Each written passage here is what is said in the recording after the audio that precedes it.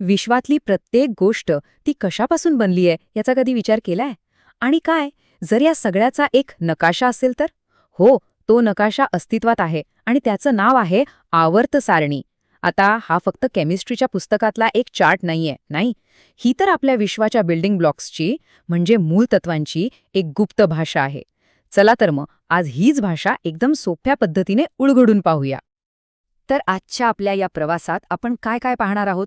सगळ्यात आधी मूलद्रव्यांच्या वर्गीकरणाचा शोध कसा लागला. मग आज आपण जी वापरतो त्या आधुनिक आवर्त सारणीचा जन्म कसा झाला. त्यानंतर तिची रचना नेमकी कशी आहे हे समजून घेऊ. आणि सगळ्यात शेवटी तिची एक जबरदस्त शक्ती, भविष्यवाणी करण्याची, ती कशी काम करते हे उलगडून बघू.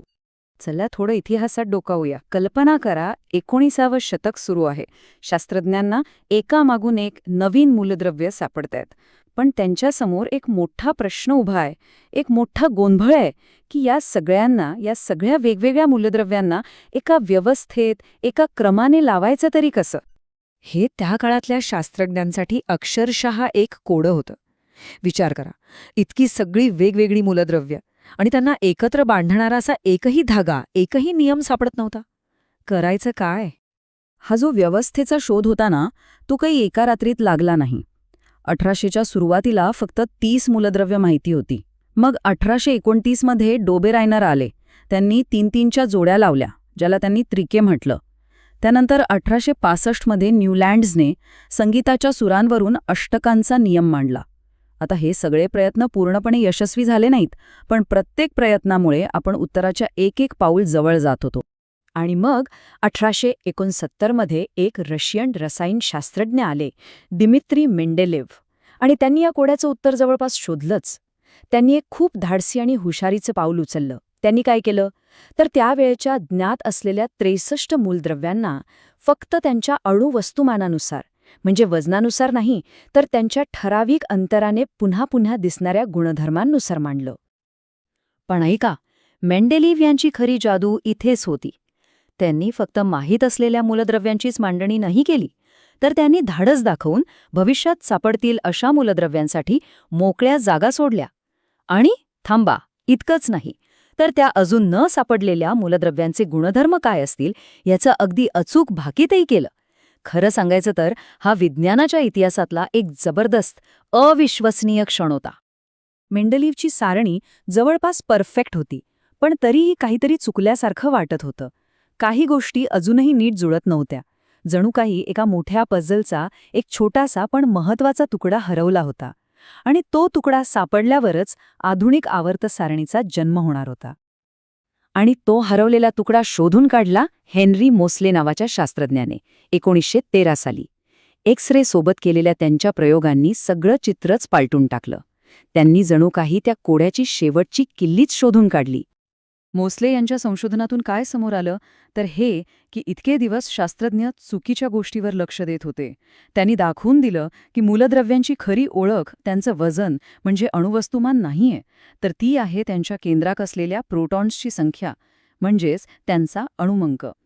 हा बदल वाटायला खूप छोटा होता, पण या एका बदलामुळे मेंडेलीव्हच्या सारणीतल्या सगळ्या विसंगती, सगळ्या चुका आपोआप दुरुस्त झाल्या. आणि याच शोधातून जन्माला आला आधुनिक आवर्त नियम. तो काय सांगतो की मूलद्रव्यांचे भौतिक आणि रासायनिक गुणधर्म हे त्यांच्या अणुवस्तुमानाचे नाही, तर त्यांच्या अणु अंकाचे आवर्ती कार्य आहेत.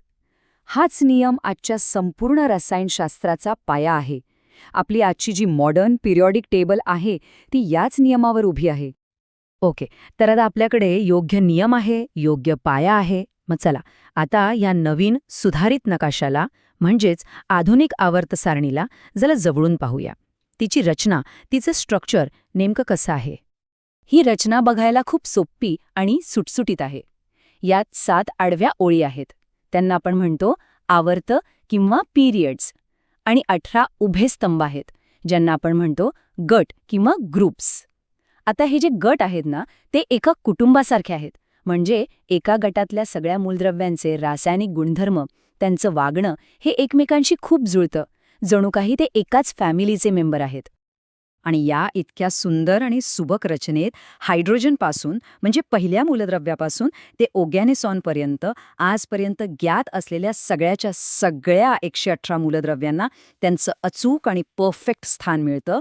एकही कमी नाही, एकही जास्त नाही.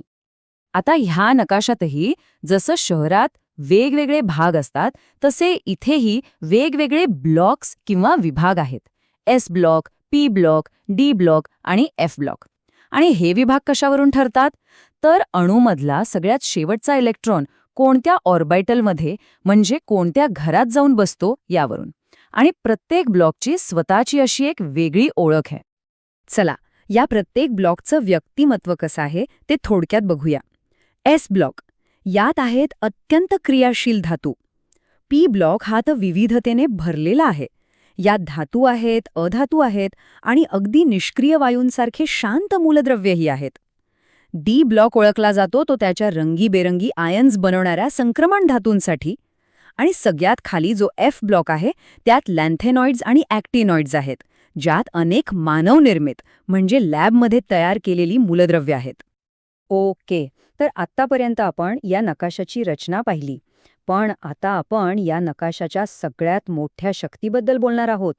आणि ती शक्ती आहे भविष्यवाणी करण्याची. हो, बरोबर ऐकलत. पाहूया हे कसं शक्य आहे. आता आपण पुढे जे काही ट्रेंड्स पाहणार आहोत त्यामागे 2 खूप साध्या गोष्टी काम करतात. पहिलं, असं समजा की अणूचं केंद्रक म्हणजे एक शक्तिशाली चुंबक आहे आणि इलेक्ट्रॉन म्हणजे लोखंडाचे छोटे कण. हा चुंबक सगळ्यात बाहेरच्या कणाला किती ताकदीने खेचतो त्यालाच म्हणतात प्रभावी केंद्रकीय प्रभार किंवा ZEF. आणि दुसरी गोष्ट, केंद्रक आणि बाहेरच्या इलेक्ट्रॉनच्या मध्ये जे बाकीचे इलेक्ट्रॉन असतात ते या चुंबकाच्या शक्तीला थोडं कमी करतात, अडथळा आणतात. याला म्हणतात आवरण प्रभाव किंवा स्क्रीनिंग इफेक्ट. बस, या 2 गोष्टींवर सगळा खेळ अवलंबून आहे. तर पहिला ट्रेंड आहे अणूंचा आकार म्हणजे अणुत्रिज्या. आता बघा, जेव्हा आपण आवर्त सारणीत डावीकडून उजवीकडे जातो तेव्हा केंद्रकातला चुंबक जास्त शक्तिशाली होतो. त्यामुळे तो इलेक्ट्रॉन्सना जास्त जोरात खेचतो आणि अणूचा आकार लहान लहान होत जातो.